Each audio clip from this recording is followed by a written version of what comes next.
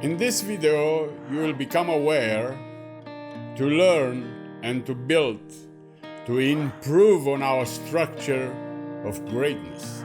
A structure that will make us unstoppable. It will make you unstoppable. And today's lesson is about problems. Problems. Everybody's complaining about problems. That's today's lesson about this. Welcome to this incredible journey. My name is Gabriel. I am your personal trainer today. And I want you to know that you are a marvelous being. I want you to know that you have everything that you need to become successful. Well, if you want to know more about this program, we have a link below that will take you to a video explaining you everything about me, about us, and the program that we are doing. Also, you have a link there to a very powerful tool that I've created for you in order to help you rearrange, rewire, reprogram your mind in a very powerful, positive way. So don't hesitate, and you can download that and you can use it anytime. So let's get right into the video.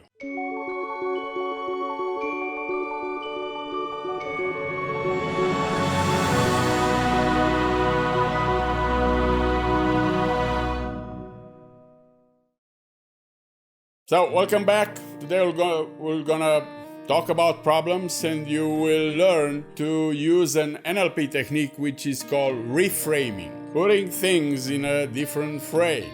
So in other words, like Max Planck said, or Wayne Dyer, who repeated very often, when you change the way you look at things, okay, the things you look at change. Yeah, reframing is a very powerful tool for us. Tell me sincerely, how would you like to play a game that has no challenge?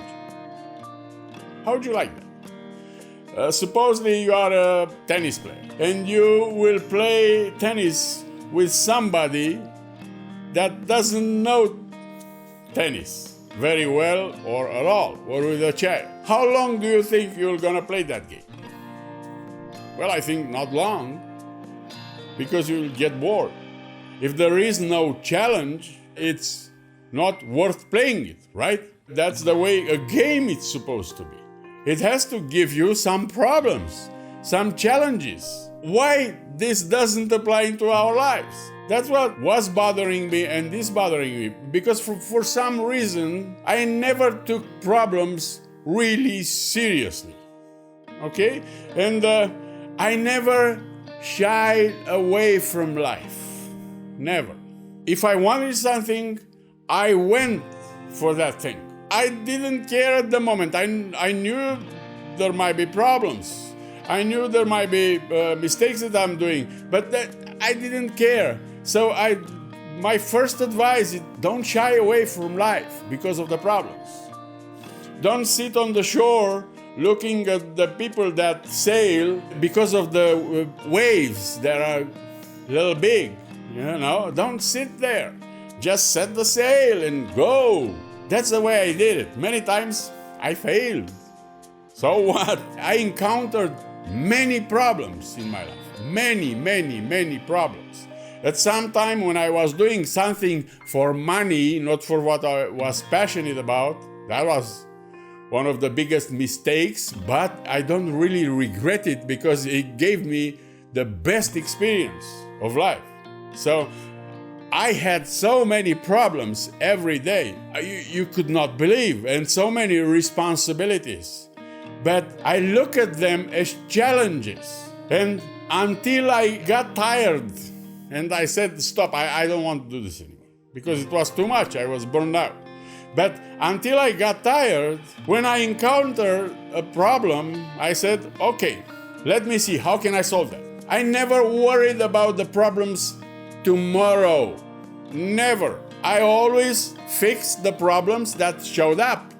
Never try to think about the possible connections of the problems and the possible problems. No. When a problem showed up, I was there. And in 90% of the cases, I fixed it, okay? Because it's within your power. You just have to change the perspectives. A problem can be your best teacher. A problem can be your best opportunity. A problem can be a stepping stone, not an obstacle. It will make you bigger when you step on that stone. And another problem will show up and you'll step on another stone. And that will make you taller. It will make you bigger. But we see problems as obstacles. And we never thought to replace the word. We use a lot of words that are really messed up in our brain, okay? So one of them is problems. If you change the word problem with challenge, you will totally change your mindset. I've heard that in White House, there is a room where when there is a disaster or a war or something really bad happening into the world or in the United States, the leaders there come together and go into that room. What do you think they call that room? Disaster room? Catastrophic room? No. They call it the situation room. Think about that. Only an expression. What kind of impact will do on your mindset when you go to the disaster room? Oh! And when you go to a situation room. So you have to solve a situation. What a change of perspective. That's the way it is with problems. I'm hearing all the time people complaining about problems. And some of them are, I would like to get rid of those problems. Go somewhere where there are no problems. And I said, well, I'll take you there. It's the cemetery. But you will going to be dead. When you get there, there are no more problems. It's done with the problems. But until you get there, problems are good. Why they are good? Because they are reference points, first of all. How would you know something is good until you know how bad can be? How would you know? If you will live in a world that has no problems, how would you know that? How would you know everything is good? You need some reference points. And that problems are gifts that the Creator gave us. Gifts, not things that could destroy us, but things that would make us grow, make us bigger, make us smarter, make us stronger. Think about a game, when you play a game on the computer. When you play the game on the computer, any game, no game will take you to the 10th level. None of them. You'll go with the first level, and you will encounter some problems. But after you got to the 10th level or 15th level, when you look at the first level, it will be so easy. Okay, why? Because the game was easy? No. Because you become wiser, you become stronger, you become more skillful in dealing with those problems. Isn't that so? Look at the life as a game. There is a guy that have a channel like this, real interesting and good guy, Aaron Doughty, I think. And he said, the more you look at this life as a dream, the more dream-like will become this life. Okay? The more dream-like. The more you look at this life as a game, the more game-like will become this life. And it will become enjoyable. Okay?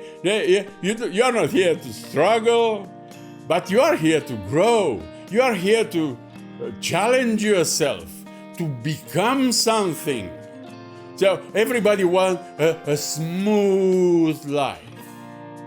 Linear, smooth life. But think when you go and make an EKG, I don't know how's that in English, ACG, you go to the emergency room and you see somebody hooked there, and the thing will go like this, right? That means he's alive. How about if the thing goes like this? That means he's dead. So don't wish for something that is linear and smooth, because that's not alive. Wish for something that will challenge you. Wish for things that goes up and down. You'll have peaks up, joy, and you'll have downs. But when you are there, if you reframe it into your mind, if you put it in a different perspective, it will become another up right away. It will become another, it will become joy. It will become power. Look how good I am. I could overcome this problem. That's the way you should think, in my opinion. Now, you don't have to believe me. Do it. See how it looks for you. Use those words. Later on, because I've learned from the best about using words. Frank Puslik, okay, one of the founders of NLP, and I learned something like complex equivalence and some other things. So I can use the words, I can know the words, and I can create my reality, my relationships, and my life using proper words, or understanding the real meaning of the words in terms of behavior, not in terms of definition. Because like I told you in the last session about mistakes, because they are kind of connected, it said that knowledge is power. Now knowledge is potential power. Acting on the knowledge is real power. Executing on the knowledge is real power. So what I'm telling you with this is execute what I'm saying here. Do it. You don't have to believe. I don't like the word really believe. Believe comes with doubt. So I want you to become certain. In order to become certain, you have to do it, to see for yourself. Okay, so how can a problem become an opportunity? And I'll give you only 2 examples. Okay? I'll give you, for example, infectious disease problem. Opportunity, penicillin. Right? Think about that. Less than a century ago, a lot of people died from infectious diseases. A lot of them. More than anything else. A lot of them died from lung problems. More than anything else. A lot of people died from the appendix. Sir Alexander Fleming was trying to find the wonder cure for infectious disease. And after many failures, many failures and problems, he put away the petri dishes with the infectious disease there. He put them away and forgot about them. And one day he looked at them, and there was a mold that was growing there. And he looked at the mold, and he checked the petri dishes, and he figured it out that the mold killed the infectious disease. And then the bacteria of the mold become his study. And from that, there we have penicillin that cured a lot of infectious diseases. It was an enormous help for humanity at that time. A problem. The guy saw the problem and transformed it into an opportunity. There was another guy, a Swiss engineer, that was annoyed of the fact that there were burrs on his socks. Stickers, when he went climbing, or he got a lot of burrs on his socks and the dog fur. So one day he wanted to see how does look under the microscope. And he saw that the burrs has tiny hooks. And there, with that thing, he created Velcro. from a problem. Velcro, it's everywhere now. He created from being annoyed about the problem. But he saw an opportunity in that problem. Those are only 2 examples. What can we do about problem? How can you reframe things? There are 5 things that you can do, in my opinion. First of all, be objective. When you encounter a challenge or a problem, be objective. Ask yourself, is this a real problem or it's just a challenge? Be objective. That's the first one. The second one is to control your emotions. You cannot solve a problem emotionally. You have to think about it. Just think about it. Not emotion. When you become emotional, you don't see anything. Just the emotions. So breathe and think about it. Number 3, ignore everything that other people say about that problem, because you will become emotional again. And number 4, put things in perspective. That means reframe it. Don't look at the problem from a point of view, because when you look at something from a point of view, imagine this hand, and I'm looking just here, and I see only the tip of my finger. When you gain perspective, you'll see the whole hand, and that it's attached to a body, okay? So from point of view to perspective, put it in perspective. What can you do with that? Focus on what you control about you. And what you control about you. You can control your emotions, the way you react or respond, based on the fact that you know the patterns of emotions. You can control your emotions for sure. You can control your judgment about things. You can control that. You can control your creativity and your imagination. Imagination, the greatest nation. We have this higher faculty and we don't use it. We can control that, and from a problem, we can create an opportunity. So use your imagination. You can control your attitude. You can control your attitude towards something. You can control your perspective. You can control your desire. You can control your decision. You can control your commitment. And definitely you can control what you are going to do. So learn how to control yourself. What you don't have any control of is how other people think, feel, and do.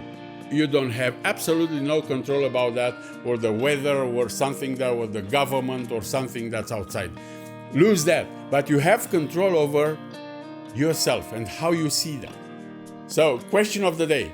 What problem in your life could possibly have the potential to become an opportunity? What problem? Think about that. This information is real use for you. It's a very important piece of information to put it in your structure of greatness and to work on it, to think about it. Put it there, but don't lose the sight of it, okay? So I know that it might be hard at the beginning because you are not aware of things, but once you become aware of things and once you repeat what I was telling you to do and practice every day, it will become easier and easier and easier. And I know you can do it because I know there is greatness and light within you. I know that. And I know you can do everything that you possibly want to do. Thank you for being here. I look forward to see you on the next lesson. Until then, thank you. All the best for you, and God bless you.